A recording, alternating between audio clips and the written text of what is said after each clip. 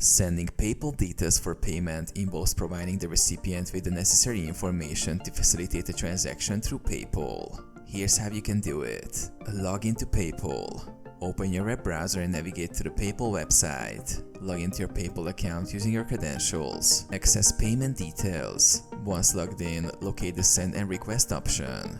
Click on Request Money if you want to request payment, or Send Money if you are sending payment details. Enter recipient's email or mobile number. Specify the recipient's PayPal email address or mobile number associated with their PayPal account. Ensure it is correct to avoid payment issues. Specify payment amount and currency. Enter the amount you are requesting or sending. Select the currency if applicable. Add a note.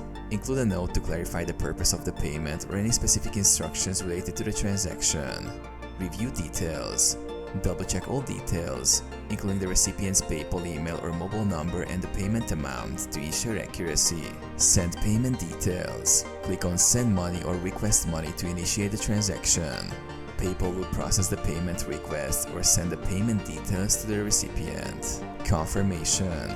Both you and the recipient will receive confirmation notifications from PayPal once the transaction is completed.